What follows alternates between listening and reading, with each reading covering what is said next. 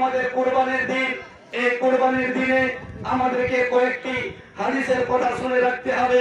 আমাদেরকে কুরবানি করতে হবে। কিভাবে আমাদেরকে কুরবানি করতে হবে এই কুরবানির সম্পর্কে একটি হাদিস শুনুন।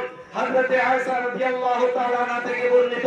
হযরত আয়েশা রাদিয়াল্লাহু তাআলা আনহা বলেন, নবী পাক সাল্লাল্লাহু আলাইহি সাল্লাম আল্লাহু তাবারক ওয়া তাআলা নবী জোরজাহানের বাদশা বললেন, ও আমার জন্য সাহাবায়ে কিরামেরা তোমরা একটি ভেড়া নিয়ে আসো কুরবানির জন্য।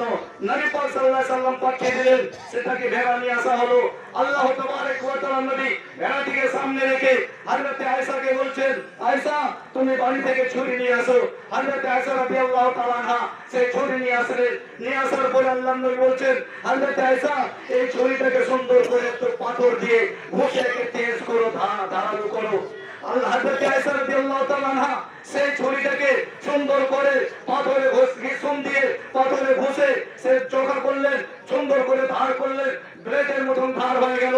নবী পাক সাল্লাল্লাহু আলাইহি সাল্লাম নিজের হাতে সেই ছুরিটাকে নিয়ে আর সেই দুম্বাতে ভেড়াটিকে জবাই করলেন এবং এই কথাই বললেন যে আমি এই কুরবানিটা দিচ্ছি আমার তরফ থেকে আহলে মুহাম্মদ এবং মুহাম্মদের আহল থেকে এবং উম্মতে মুহাম্মদ মুহাম্মদের উম্মতের নিকট থেকে এই ভেড়াটিকে আমি জবাই করলাম।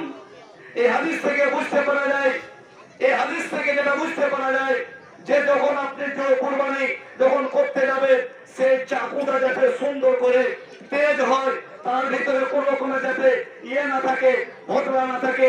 নবী পাক সাল্লাল্লাহু আলাইহি সাল্লামের এই হাদিসের অনুযায়ী এটাই পাওয়া যায় যে কোনো জিনিসকে যখন জবাই করতে যাবে তখন সেই চাকুটা হোক কিংবা ছুরি হোক কিংবা ছড়াই হোক কিংবা ভুজানি হোক সেটাকে সুন্দর করে সে ধারালো করে আর তাকে জবাই করতে হবে, যাতে সেই জীবটা সেই জানোয়ারটা কোন রকমের কষ্ট যাতে না পায়, সুন্দরভাবে একবার যে ধুতে গেলে যে সুন্দরভাবে যাতে পার হয়ে যায়।